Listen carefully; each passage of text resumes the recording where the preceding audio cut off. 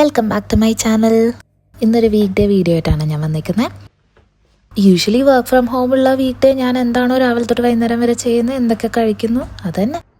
കുറച്ച് നാളായിട്ട് ഞാൻ ഫോളോ ചെയ്യുന്ന കുറച്ച് റൂൾസ് ഉണ്ട്. രാവിലെ എണീറ്റ് കഴിഞ്ഞ് കഴിഞ്ഞാൽ ഞാൻ ഒരു വീഡിയോ എപ്പോഴോ കണ്ടതാണ് ജാപ്പനീസ് കൾച്ചറിനെ പറ്റിയിട്ട്.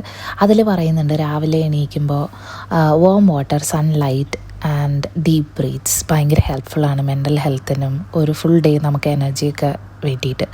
ഞാൻ ഇപ്പോൾ അത് കൺസിസ്റ്റൻ്റ് ആയിട്ട് കുറേ ദിവസം ചെയ്യുന്നുണ്ട്. ശരിക്കും ഭയങ്കര ബെനിഫിഷ്യലായിട്ടോ. അതുപോലെ തന്നെ വേറൊരു കാര്യമാണ്, എണീറ്റ് കഴിഞ്ഞാൽ ഒരു 2-2.5 മണിക്കൂറത്തേക്ക് ഫോൺ നോക്കാണ്ടിരിക്കുക എന്നുള്ളത്. ഇന്നിപ്പോൾ ഈ വീഡിയോ എടുക്കാൻ വേണ്ടി മാത്രമാണ് ഞാൻ രാവിലെ ഫോൺ എടുത്തത്. അല്ലെങ്കിൽ ഞാനൊരു 10-10:30 വരെ ഒന്നും ഫോൺ നോക്കുകയില്ല രാവിലെ എണീറ്റിട്ട്.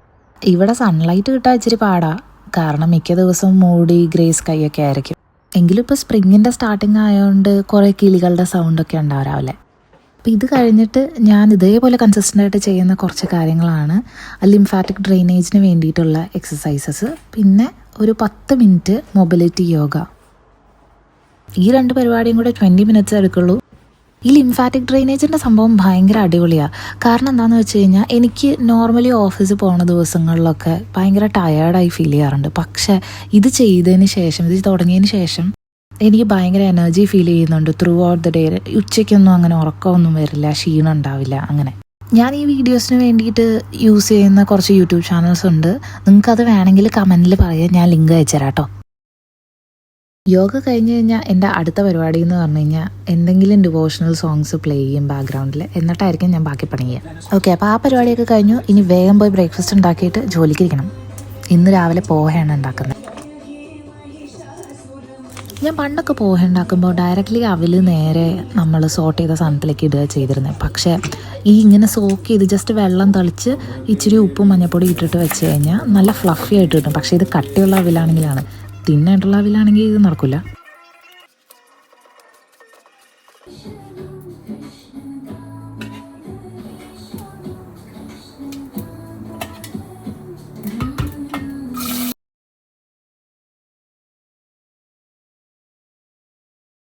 അപ്പോൾ ബ്രേക്ക്ഫാസ്റ്റ് റെഡിയായി. ഇന്ന് ഞാൻ ഈ വീഡിയോ ഒക്കെ എടുത്ത് കുറച്ച് ലേറ്റായി, അതുകൊണ്ട് നേരെ ജോലിക്കിരുന്നു. ഭക്ഷണം അത് കഴിഞ്ഞിട്ട് കഴിക്കാമെന്ന് വെച്ചാൽ, ബിക്കോസ് എനിക്ക് എന്നും 9:15 ഒരു മീറ്റിംഗ് ഉണ്ട്.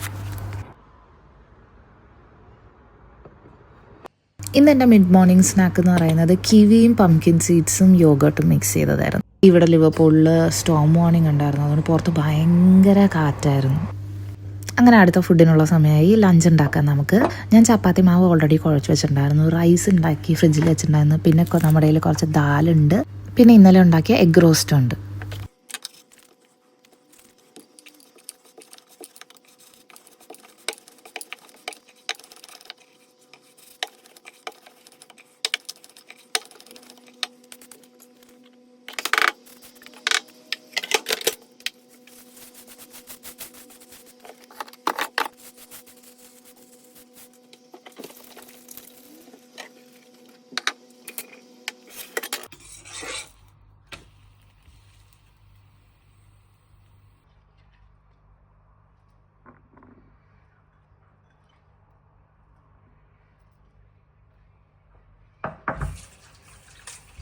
ഞാൻ വീഡിയോയ്ക്ക് വേണ്ടിയിട്ട് ചോറൊക്കെ എടുത്ത് വന്നപ്പോഴത്തേക്കും കുറച്ച് ഓവറായിപ്പോയി, എന്നിട്ട് തിരിച്ചിട്ടു. അത് പിന്നെ യൂഷ്വലി ഞാനും അബിയും കൂടെ ലഞ്ച് ഒരുമിച്ചാണ് കഴിക്കാറ്, നെറ്റ്ഫ്ലിക്സിൽ എന്തെങ്കിലുമൊക്കെ കണ്ടുകൊണ്ട്. പക്ഷേ ഇന്ന് അബിക്ക് ജോലിയുണ്ട്, ഒരേ ടൈമിൽ ബ്രേക്ക് എടുക്കാൻ പറ്റിയില്ല.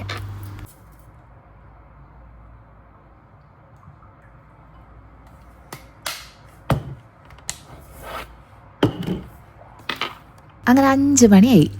അപ്പോൾ ഇതെല്ലാം അടച്ചു കൂട്ടി ചായ വയ്ക്കാൻ പോകാം.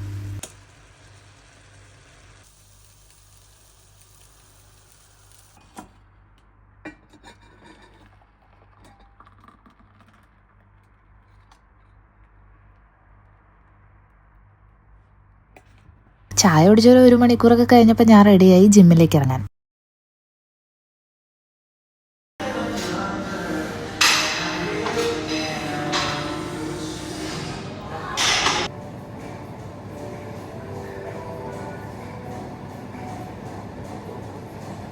ജിമ്മിൽ നിന്ന് തിരിച്ചിറങ്ങിയപ്പോൾ ഉണ്ടടാ ആദ്യം പറഞ്ഞ ആ സ്റ്റോം വാർണിംഗ് ഇല്ലേ, സ്റ്റോം വന്നു.